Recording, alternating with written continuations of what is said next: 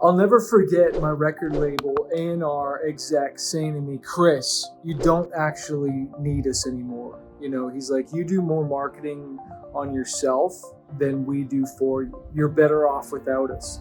And I just didn't understand what he meant then. But I did realize that I was marketing a lot. I was setting up tours.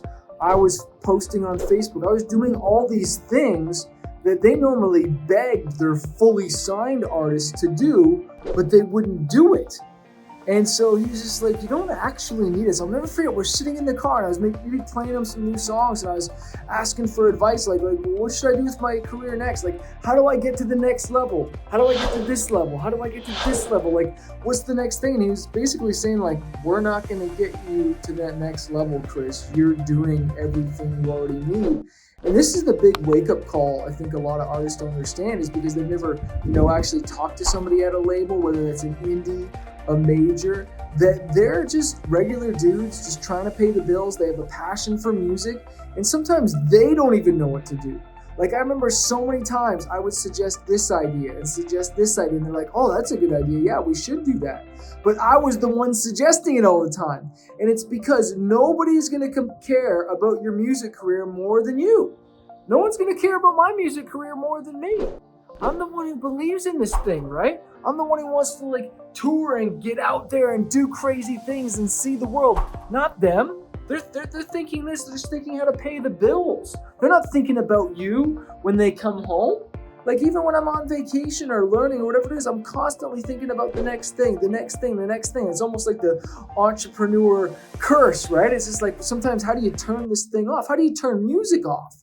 Because there's always another song to write. There's always something new that you can do, right? It's like you can't even turn the clock off. You can't turn your brain off. But let me tell you, the labels, they turn it off fine, because they're just working a 9-to-5 job.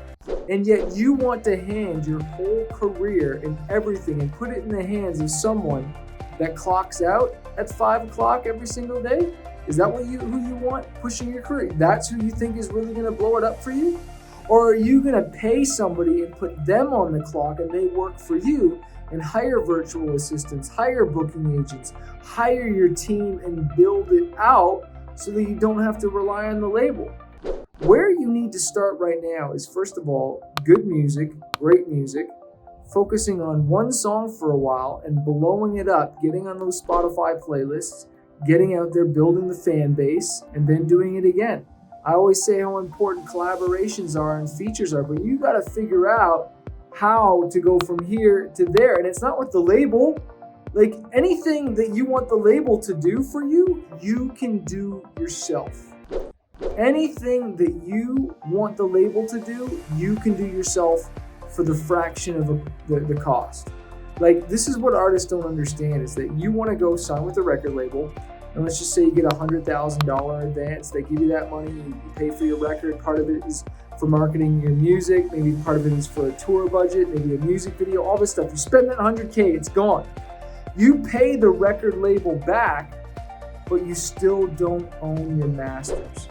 I want you to imagine this for a second. You got $100,000 loan to go buy a house, right? Maybe you had $100,000 down, $100,000 you borrowed, $200,000 home, all right? Let's just say for the sake of it. You pay back the bank, you now own the house. You paid that $100,000 back. But with the record label, you pay them back, you still don't own your music. You still don't own your masters in most cases. And so you can get a better deal with a drug dealer than you can with the record label, is what I'm trying to tell you. And so you're better to get a loan from the bank. You're better to get a loan from your mom, your dad, friend, or whatever, and invest in your career. Go get a high-paying job. Make some money, right? Go make a bunch of money and invest it into your career. Learn through these mistakes, grow it, and stop waiting for a record label to come and save you, because they're not going to. Everything you got is right in you, my friend. It's right there. I want to invite you to the next Spotify challenge. It's 5 days. Go to 10xyourfanbase.com/live challenge. I'll see you there.